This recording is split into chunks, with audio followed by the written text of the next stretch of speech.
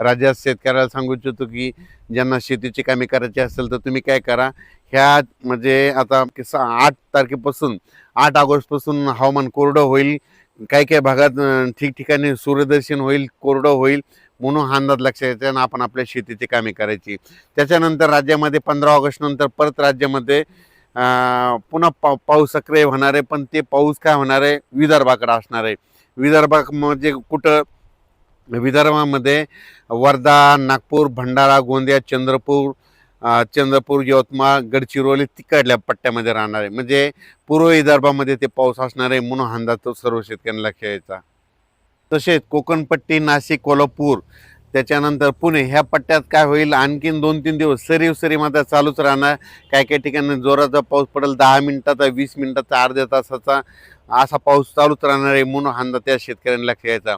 त्याच्यानंतर इकडं मराठवाड्यामध्ये परभणी, लातूर, हिंगोली, त्याच्यानंतर नांदेड, संभाजीनगर, जालना, धाराशिव, लातूर, बीड ह्या पट्ट्यामध्ये काय होणार आहे, आणखी 2-3 दिवस स्थानिक वातावरण तयार होऊन दुपारपर्यंत ऊन पडणार, लगेच अर्ध्या तासाचा 1 तासाचा जोराचा पाऊस पडणार आहे, म्हणून हा अंदाज लक्षात घ्यायचा.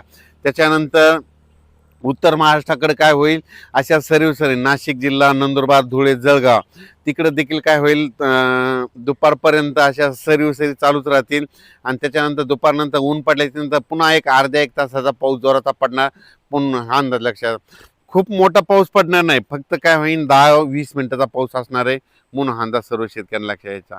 तसेच नांदेड, लातूर, धाराशिव, सोलापूर, त्याच्यानंतर सांगली, बारामती इकडे काय होईल, सरी मात्र सुरू राहतील.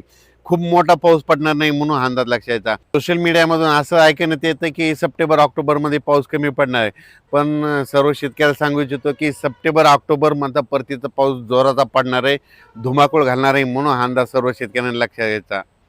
त्यानंतर एक अशी बातमी आली की टेम्परेचर वाढणे, उलट टेम्परेचर वाढल्यामुळे फायदा होणार आहे. जितकं टेम्परेचर वाढेल त्यावेळेस काय होतं, उष्णता वाढते. उष्णता वाढली की हवेचे कमी दाब तयार होतात. कमी दाब तयार झाले की वारे जास्त दाबाकडून कमी दाबाकडे येत असल्यामुळं राज्यातला पाऊस वाढणार आहे. पण सर्व शेतकऱ्याला आणखीन एक सांगतो, महाराष्ट्राला 2 समुद्र आहेत, अरबी समुद्र आणि बंगालच्या खाडीचा समुद्र.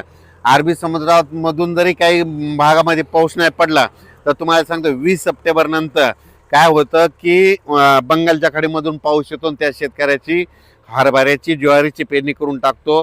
आणि शेतीमध्ये सगळ्यात महत्त्वाचा काही भाग असे आहेत, काही जिल्हे असे आहेत की त्यांना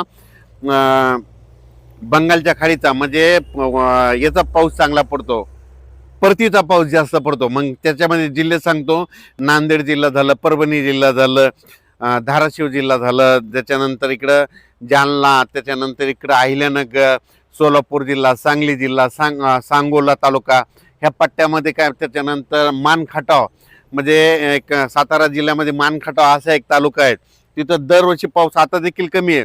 मग त्यांना पाऊस कधी पडतो, तर त्यांना परतीचा पाऊसच येतो, म्हणून हा अंदाज लक्षात यायचा. अहिल्यानगरमध्ये देखील ना परतीचाच पाऊस जास्त पडतो, म्हणून अहिल्यानगरच्या शेतकऱ्यांनी अंदाज लक्षात यायचा.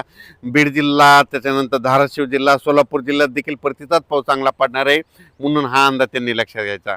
सध्या आता माझा 15 ऑगस्टपर्यंत शेतीची कामे करण्यासाठी वेळ भेटणार आहे, पण 15 ऑगस्ट नंतर विदर्भामध्ये म्हणजे पूर्व विदर्भामध्ये वर्धा, नागपूर, भंडारा, गोंदिया, चंद्रपूर, यवतमाळ तिकडल्या पट्ट्यामध्ये चांगला जोराचा पाऊस पडणार आहे, म्हणून हा अंदाज लक्षात यायचा. अचानक वातावरण बदल झाला तर परत एक मेसेज दिला जाईल. धन्यवाद.